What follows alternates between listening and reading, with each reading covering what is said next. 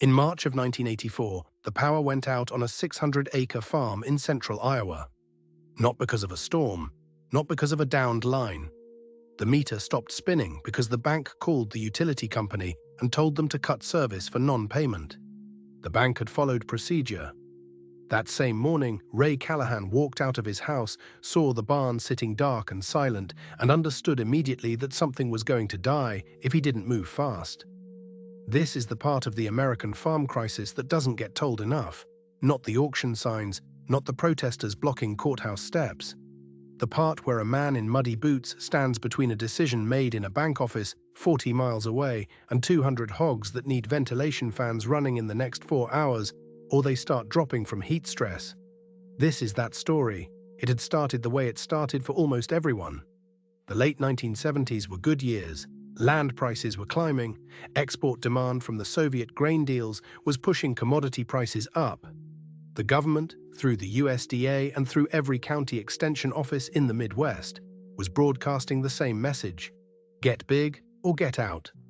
Ray Callahan got big. He borrowed against his father's 320 acres to buy the adjacent 280. He financed a new confinement hog operation, automated feeders, automated ventilation, concrete-floored farrowing crates, the kind of system that could run lean on labor if the electricity stayed on. He put in a grain dryer that pulled 480-volt service. He bought a new John Deere 4440 on a note he figured he'd pay down in 5 years if corn held above $3, $50 a bushel. It was not a reckless plan by the standards of 1979. Every banker in the region was approving loans like this. Land was the collateral, and land only went up. The interest rate on Ray's primary operating loan in 1979 was 5%. Variable, by 1981, it was 18%. By 1982, his land had dropped 30% in value. His corn was selling for $2.19. His interest payments alone consumed everything he cleared on a good month. He went to the bank in the fall of 1982 and asked to restructure. The loan officer, a man named Harlan Betts, had known Ray's father. He was not unkind. He explained that the bank's own regulators were reviewing their agricultural portfolio, that loans underwater on collateral value were being flagged, that there wasn't flexibility to extend terms or reduce the principal balance. He said it the way a doctor describes a prognosis, not cruel, just certain. Ray refinanced at a higher rate to buy 2 more years. He sold the 4440 and went back to an older 2-cylinder he kept running with salvage parts. He cut his sow herd from 120 to 80 to reduce feed costs. He laid off his one hired hand. He and his wife Sandra did everything themselves. It wasn't enough. By January 1984, Ray was 4 months behind on his utility bill. He was 8 months behind on his operating loan. Harlan Betts had been replaced by a new loan officer named Dale Ferris, who had driven out to the farm exactly once, spent 20 minutes looking at the hog buildings, and driven back to town. The bank's parent company, a regional holding company out of Des Moines, had issued a directive to all branch managers: accelerate collection on classified agricultural loans before the second quarter. Dale Ferris sent a certified letter on February 14th. It outlined the balance owed, the missed payments, and the bank's intention to begin foreclosure proceedings if the account was not brought current within 30 days. Ray could not bring it current. He didn't have the money. On March 8th, the bank notified the Rural Electric Cooperative that their collateral interest in the farm property extended to preventing further utility service to an account in default. The cooperative's attorney reviewed the demand. They cut service the next morning. The power was gone. Inside the confinement building, the automated ventilation system went silent within seconds. The fans stopped. The feeders stopped. The water nipples, which ran on a pressure system tied to an electric pump, went dry. It was already 42 degrees outside that morning, but the sun was up, and the building, packed with 160 hogs, would start climbing fast. Hogs don't regulate body temperature the way cattle do. In an enclosed building with no airflow and 160 animals generating body heat, you can go from manageable to dangerous in under 2 hours. Ray knew this. He stood in the barn doorway for maybe 10 seconds, running the math in his head. He needed power, not all of it. just enough for the ventilation fans and the well pump. He thought about the phone calls he could make. His neighbor Dexter Haas had a tractor with a PTO generator, but Dexter was already running his own operation short-handed, and the thing only put out 15 kilowatts. Enough for lights, not for the ventilation load he needed. He thought about the electric co-op. He already knew that call was pointless. Then Sandra said from behind him, "What about your dad's old Lister?" He had forgotten about it. Or not forgotten. More like buried it in the back of his memory, the way you set something aside when you stop needing it. His father had bought a Lister Petter diesel generator in 1961, a British-made industrial unit built like a cast-iron monument to mechanical permanence. It had run the farm's grain handling system through the 1960s before REA Power reached their road. When the co-op lines went in, the Lister got pushed to the back corner of the implement shed, covered with a tarp, buried under a roll of old fencing wire and 3 years of accumulated junk. It had been sitting there for 19 years. They pulled the fencing wire off first. The tarp had rotted in one corner, and a family of mice had nested in the insulation on the control panel wiring. Ray pulled the nest out by hand and didn't stop moving. The Lister was a single-cylinder, low-speed diesel, 1,500 RPM, direct injection, the kind of engine designed in an era when repairability was the entire engineering philosophy. There were no computers, no sensors, no proprietary diagnostic systems. There was a fuel pump, a fuel injector, a cooling system, a flywheel, and a hand crank. Ray checked the fuel tank. Empty. He jogged to the machine shed and came back with a 5-gallon can of diesel. He checked the oil, low but present, enough to run. He checked the injector by cracking the line and cranking it to see if it was getting fuel. It was.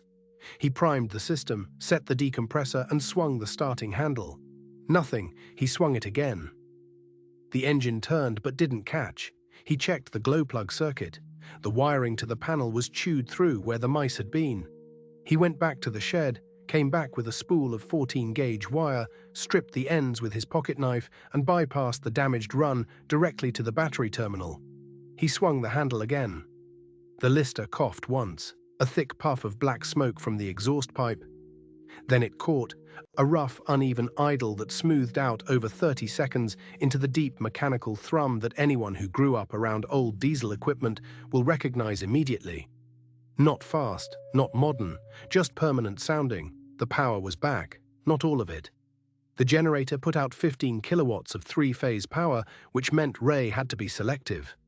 He wired the ventilation fans in the hog building first, then the well pump. He left the grain dryer and the house service disconnected. He did the load calculation on a scrap of plywood with a carpenter's pencil because he didn't have paper close at hand. The fans came on. The hogs moved toward the airflow. Nothing had died. It was 9:40 in the morning. Here is what needs to be understood about what had just happened, because it matters beyond one farm on one morning in Iowa. Ray Callahan had borrowed heavily to build a modern automated operation. That modernization, the confinement building, the automated feeders, the electric ventilation, had increased his capacity and reduced his labor requirements. It was the right move by every efficiency metric available in 1979. The problem was that it had also made his entire operation dependent on a single external system. The moment the bank coordinated with the utility, Ray's investment in modernization became the weapon used against him. His automation was his vulnerability. The Lister Petter diesel generator didn't know any of that. It didn't know about interest rates or collateral values or regulatory directives from Des Moines. It just needed fuel and a functioning injector. The generator didn't need permission. That first day, Ray ran the Lister 12 hours straight. He calculated his diesel consumption, roughly 8 gallons per hour at the load he was carrying. That was $3.24 an hour at current pump prices, or about $39 per day. His diesel tank held 250 gallons. He had maybe 60 gallons in reserve between the tank and a drum in the shed.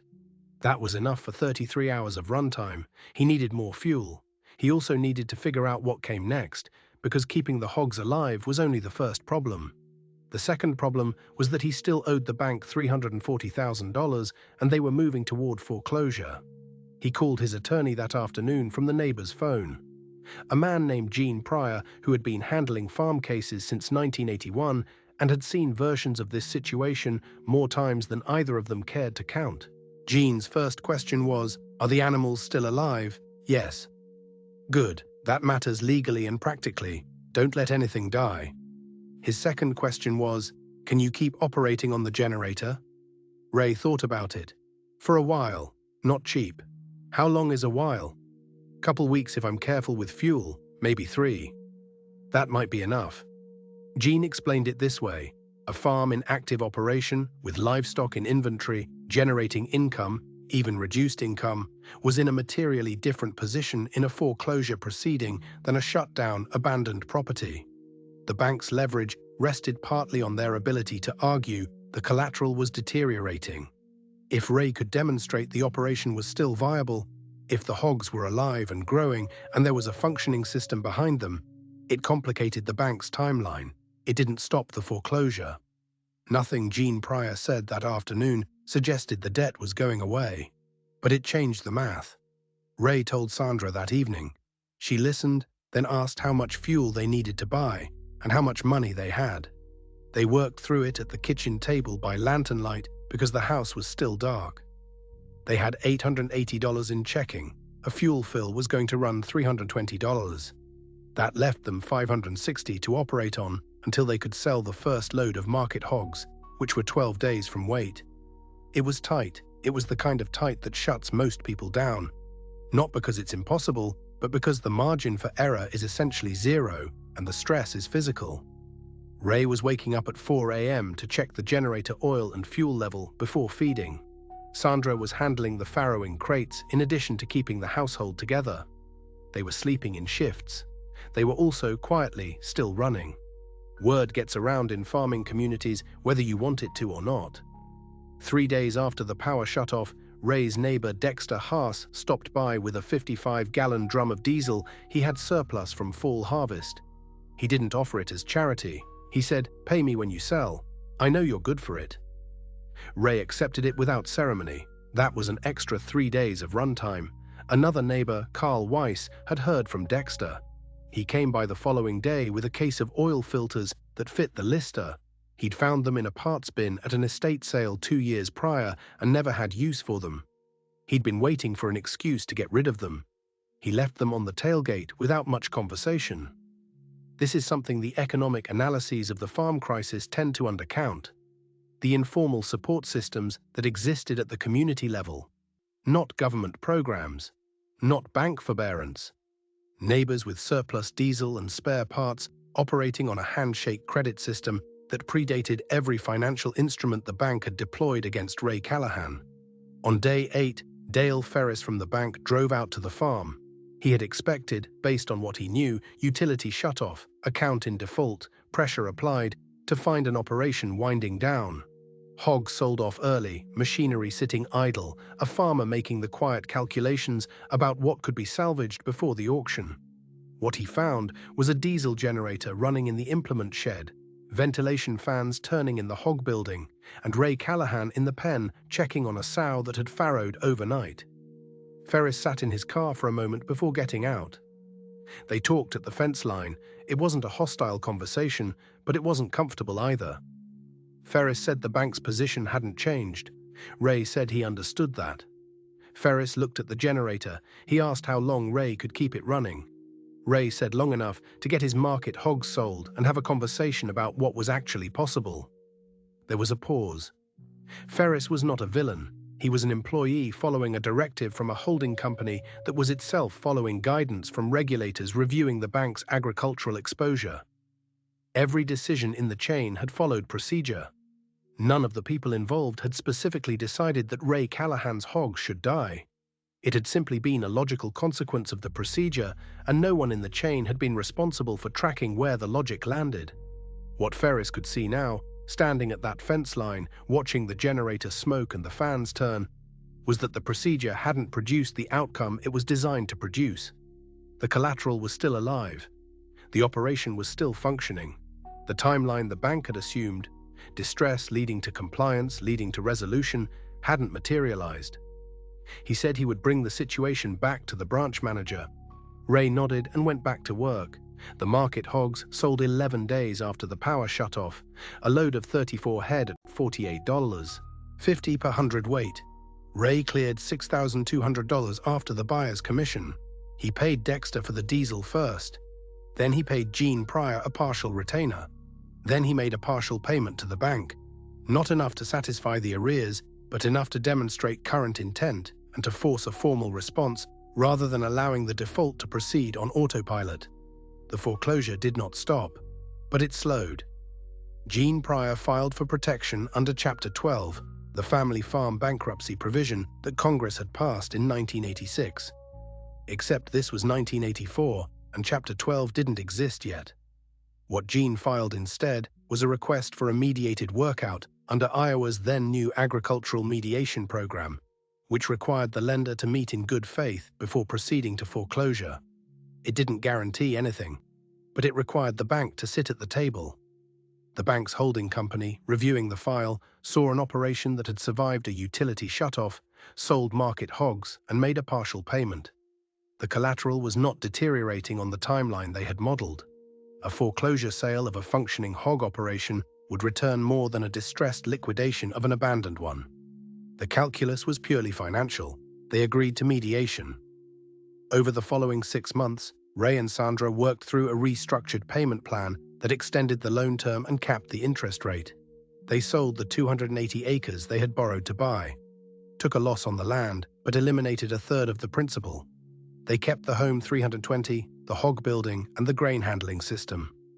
The Lister Petter diesel generator went back to its corner of the implement shed. Ray cleaned it properly this time, changed the oil, ran it dry, and put fresh fuel stabilizer in the tank before covering it. He didn't put the fencing wire back on top of it. He was not naive about what had been saved. The debt wasn't gone. The restructured note still ran 14%. The operation was smaller and would take years to rebuild. There was no triumphant ending. What there was, the farm was still a farm.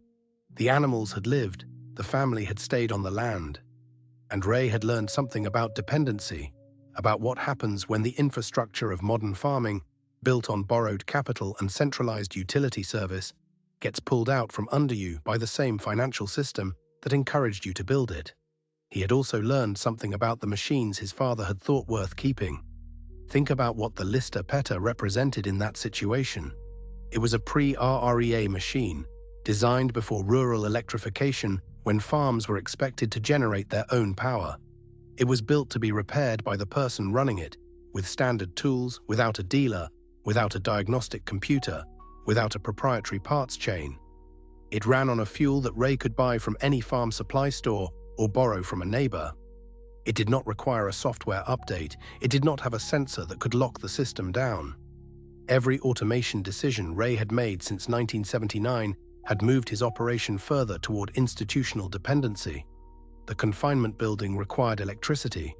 The electric system required the co-op. The operating capital required the bank.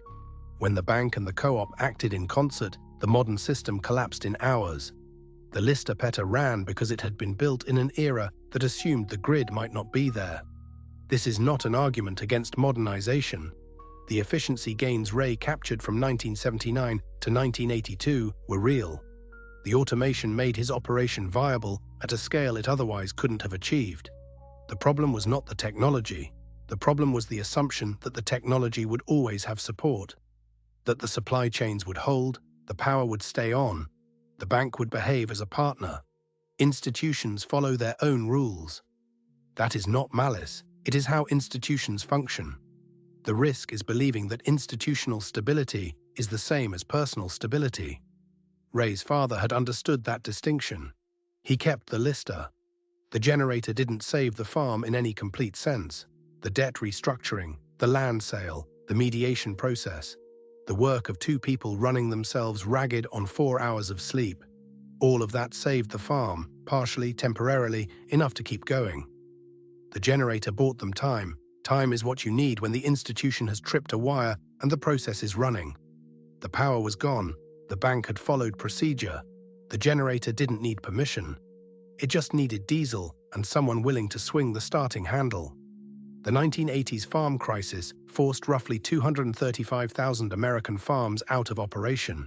The causes were structural: over-leveraged expansion during the optimism of the 1970s, catastrophic interest rate increases under the Federal Reserve's inflation response, a sharp decline in land values, and export markets that dried up faster than anyone projected.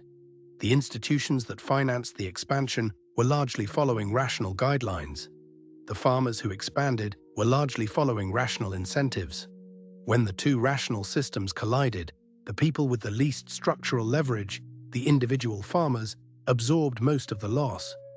What the crisis also exposed was how thoroughly American farming had been restructured around institutional dependency: power from the co-op, capital from the bank, parts from the dealer, diagnostics from the manufacturer. A farm in 1984 was not a self-sufficient operation in any meaningful sense. It was a node in several overlapping systems, and when multiple systems applied pressure simultaneously, the node failed. The farms that survived often did so through some combination of informal community support and mechanical fallback: old equipment that kept running, neighbors who showed up with diesel drums, attorneys who knew the mediation calendar, families who refused to stop functioning even when the logic of the situation said they should. That combination is harder to quantify than an interest rate or a balance sheet, but it was, in many cases, the actual mechanism of survival. If you grew up in the Midwest in the 1980s, you probably knew families who lost farms. You may have known families who kept them. The difference between those two outcomes was rarely a single dramatic moment. It was usually accumulated small decisions: what to sell, what to keep, who to call, and whether there was something mechanical left in the shed that still ran when the modern system went down. Ray Callahan kept his father's generator because the shed had been full of other things and moving it would have required a reason. He never thought about it as strategy. It just sat there, covered up, waiting. That is sometimes how resilience works, not as a plan, as a habit of not throwing things away that still function. The bank shut off the electricity, the generator started, the hogs lived, the farm is still there. If stories like this matter to you, the ones about what actually happened, how systems fail, how people survive them, subscribe. Because some machines still run when systems don't.